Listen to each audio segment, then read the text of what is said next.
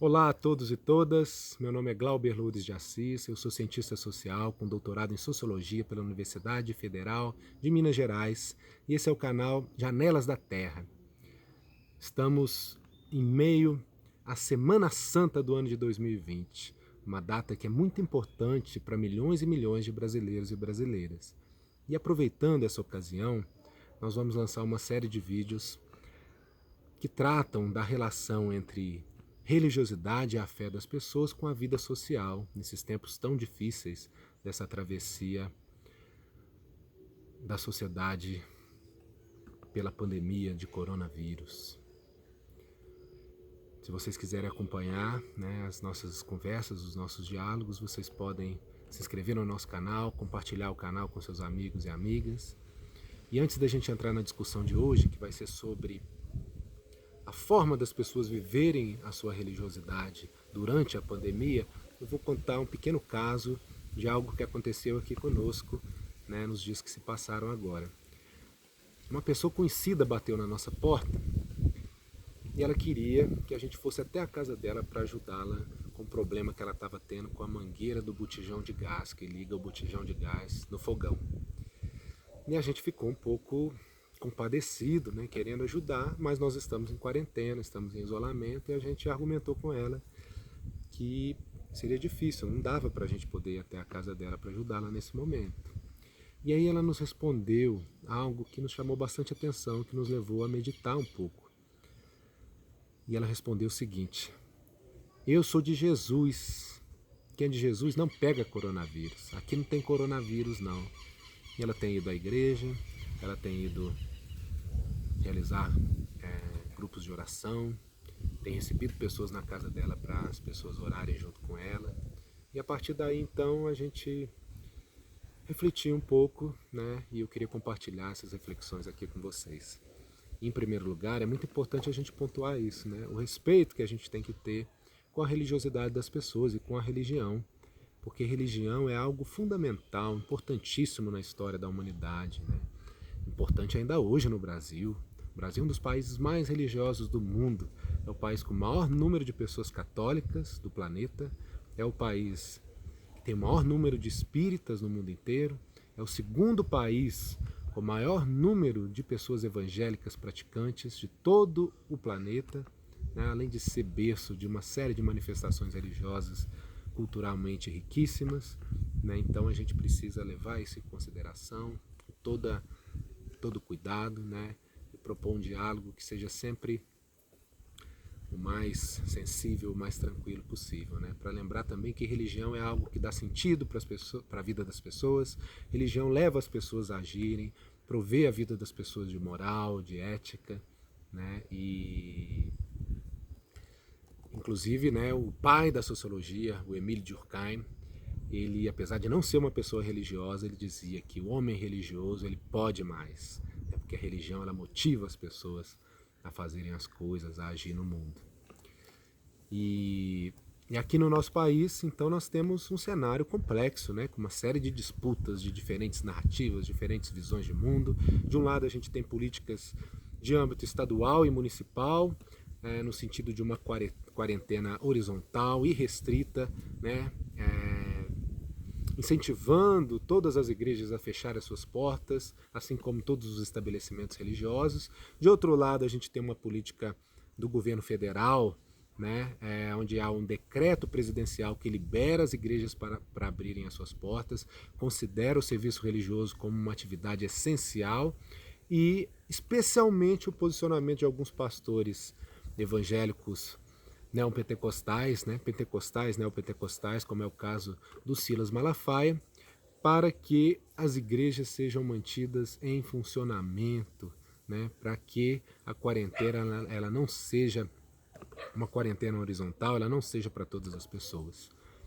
Então, existe essa pressão também desse outro lado, para que as igrejas continuem funcionando, para que as pessoas elas tenham esse direito de irem até os estabelecimentos religiosos nesse momento de dificuldade. Então, uma primeira pergunta que a gente precisa responder, para a gente conversar sobre isso, é essa, Será que as pessoas que têm fé, elas estão isentas de serem infectadas pela Covid-19? elas estão protegidas? Aí, com todos os dados que nós temos até o momento, a gente pode dizer que não estão. Que nesse sentido, esse vírus ele é democrático, né? Infelizmente, ele não vê quem são as pessoas que ele está atacando, né? É um vírus que ataca justos e injustos, fiéis e infiéis, idosos e crianças, e pessoas que têm fé da mesma maneira que ataca as pessoas que não têm fé. Inclusive na Itália, só para dar um exemplo, há pelo menos 30 sacerdotes cristãos infectados por coronavírus.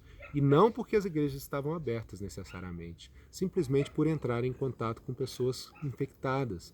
E vale lembrar que nem todo mundo que está infectado sabe que está infectado. Muitas pessoas são assintomáticas, nem sabem que tem a doença, né? Aí uma outra questão, que essa é mais intrigante, é uma questão, né, que a gente precisa meditar de uma forma um pouquinho mais alongada. Será que você, como uma pessoa religiosa, precisa demonstrar sua fé, tem que ter a coragem de ir até a igreja, né, apoiar a abertura da igreja? Será que é falta de fé ficar em casa? Será que é covardia se resguardar nesse momento em que você podia estar congregando com os irmãos e as irmãs, clamando a Deus pela cura do nosso país? Olha, não é, tá? De maneira nenhuma. Então, se a gente for pegar primeiro o exemplo da Organização Mundial da Saúde, né, que recomenda a quarentena para todas as pessoas. O Conselho do Ministro da Saúde do Brasil, do governo federal, que vai nesse mesmo sentido. Né, o exemplo de vários sacerdotes que estão realizando cultos e missas online, pela televisão, pelo rádio. Né, o próprio Papa Francisco rezou hoje a missa, né, do Domingo de Ramos na Basílica de São Pedro vazia. Então não existe a necessidade das igrejas ficarem abertas a qualquer custo durante a pandemia, né? E se esses exemplos não bastarem, né, você também tem muitos elementos bíblicos, muitos elementos teológicos para que você possa apoiar a quarentena e o fechamento das igrejas nesse momento. Aqui eu estou falando especialmente para os meus amigos, para os meus familiares que são cristãos, mas vale para qualquer religião, para qualquer pessoa, né, que professa algum tipo de espiritualidade. Então aqui eu vou usar alguns exemplos bíblicos, né, que mostram que não é necessário ir à igreja a qualquer custo. Você não precisa se expor a riscos desnecessários no momento de pandemia mundial. Então lá no Antigo Testamento, né, José do Egito foi muito prudente, se preparou para enfrentar os tempos difíceis. A mãe de Moisés fez todo o possível para proteger o seu filho quando esse era menino. Quando Moisés, já adulto, corria o risco de vida e fugiu para o Egito. Noé se protegeu com a sua família no momento em que foi necessário fazer. José, pai de Jesus, já lá no Novo Testamento, né, fugiu para o Egito com a família sagrada, com Maria, com Jesus Cristo, para proteger justamente a vida, né, do menino Jesus.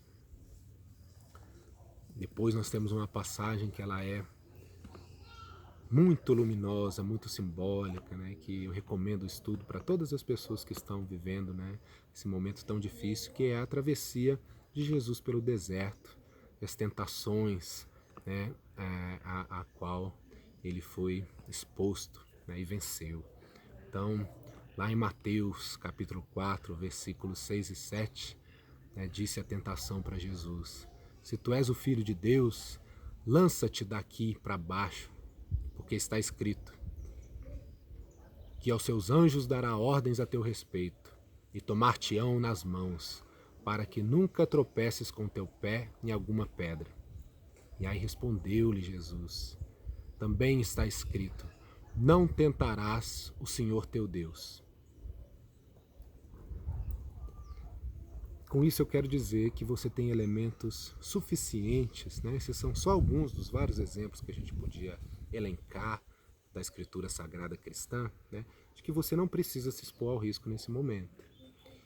Na Coreia do Sul, não sei se todos vocês já viram essa notícia, é uma notícia real, verídica, não é fake news. Uma igreja cristã que não parou as suas atividades foi considerado o maior vetor de transmissão do coronavírus pelo país. Inclusive o pastor líder dessa igreja pediu perdão de joelhos pelo acontecido. Nos Estados Unidos, agora nas últimas semanas, uma igreja da Califórnia teve pelo menos 70 casos da Covid-19.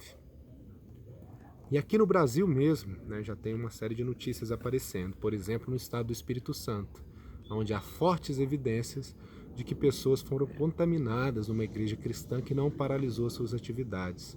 E uma, infelizmente, já veio a falecer.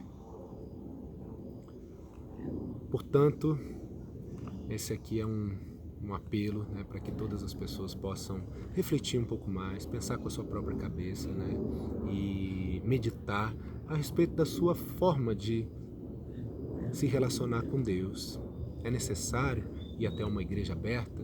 Não é possível, né, ter uma experiência profunda, meditativa, uma travessia, né, no seu próprio deserto pessoal, ao lado de Jesus, de mão dadas com Jesus, de mão dadas com Deus, sem precisar se colocar em risco, sem precisar colocar em risco as pessoas que você ama, né? Então, as religiões, elas que mantêm, né, os seus templos abertos, infelizmente, têm sido, essas são evidências colhidas aí no mundo todo, vetores altamente perigosos, né, altamente propensos à transmissão da Covid-19.